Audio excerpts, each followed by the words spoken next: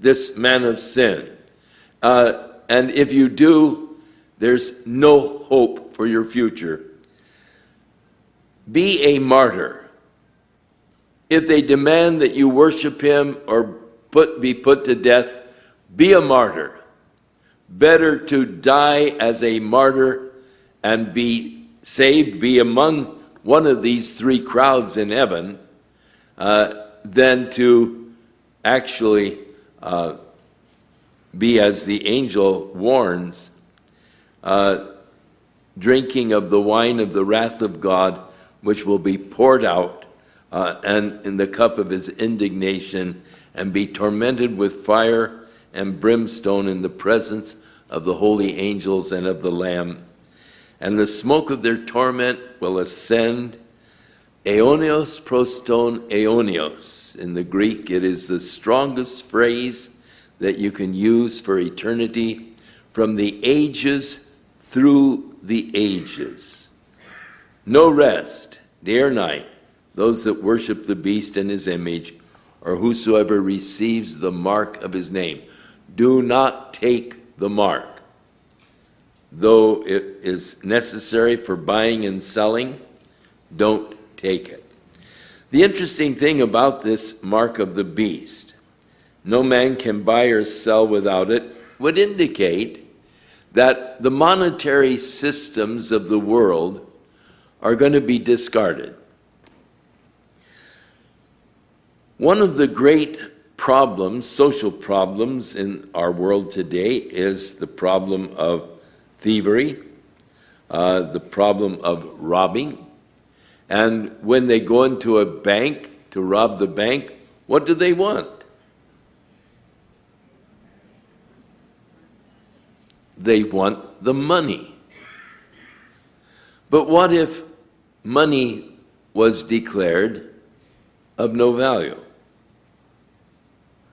And you were assigned a mark, not just we already have our little marks in our credit cards, but that's not placed on your body. But credit cards can be stolen. And so they're going to say, look, we're going to solve this problem, this social problem of robbing and so forth. And what we're going to do is you will receive a mark in your right hand or in your forehead, and you will do your buying and selling with the mark. It's interesting, they've already developed little computer chips that can be inserted, and they have actually experimented here in the United States in an area in Florida where people had these little implants that were put in their right hand on the back side of the wrist. And it was very handy. You go to the beach, you don't have to take a purse or a wallet, but you can just go to the beach, and if you get hungry, you can go to the little stands and order your Coke and hot dog, and then what they do is just hold out your wrist and they scan it, and you'll be charged. Your bank account will be charged just like you were using a Visa card or something of that nature. So it's being experimented with already. And we can see that it isn't much of a step of developing this kind of a system, and it can be sold on the fact that it will stop so much crime. You don't have to worry about someone snatching your purse or picking your pocket. You won't have to worry about,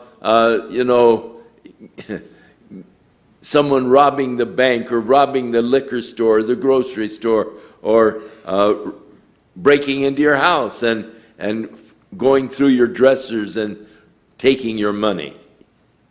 And they can sell it, I'm sure, as a excellent program. And those that will develop it will be considered so wise, so smart.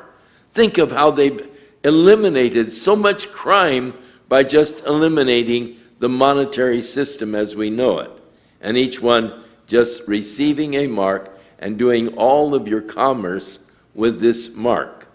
And so it will be an easy sell because of its ability to prevent the crime and so forth.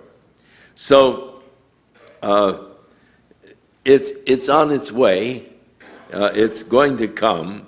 And of course,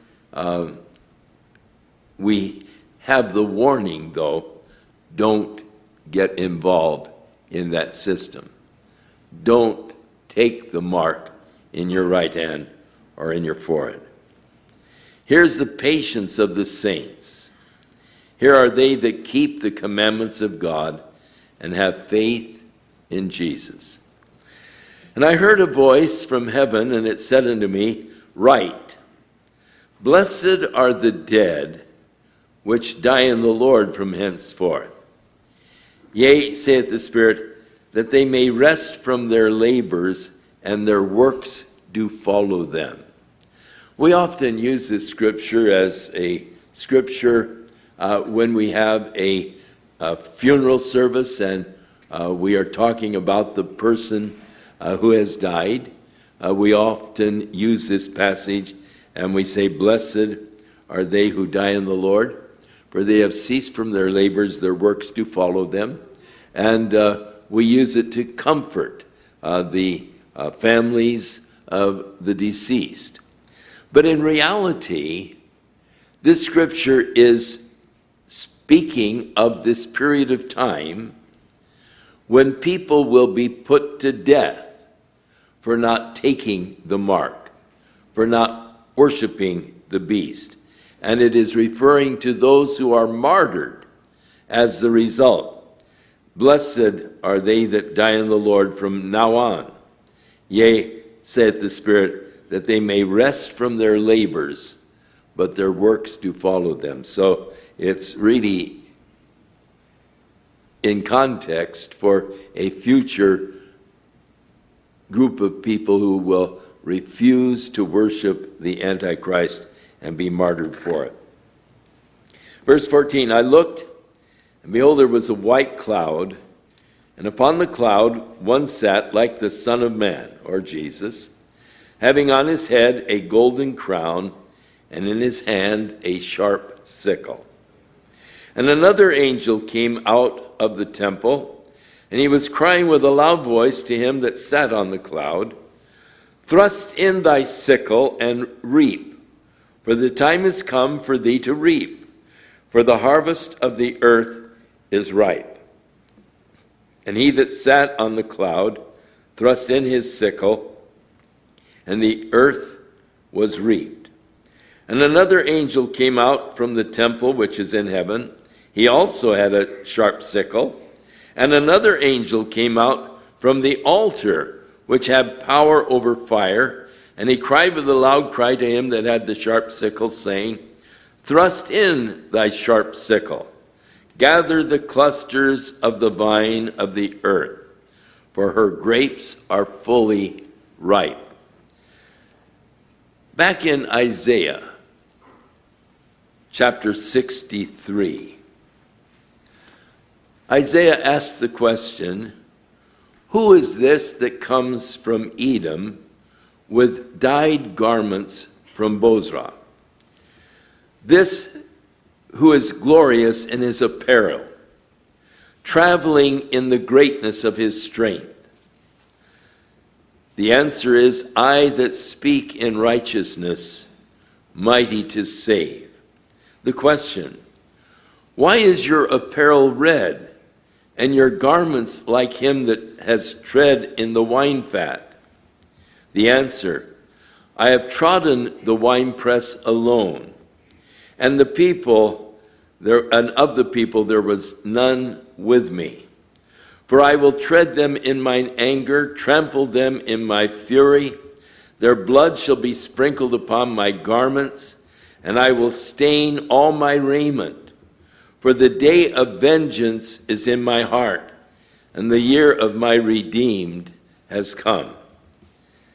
And I looked, and there was none to help him. and I wondered that there was none to uphold.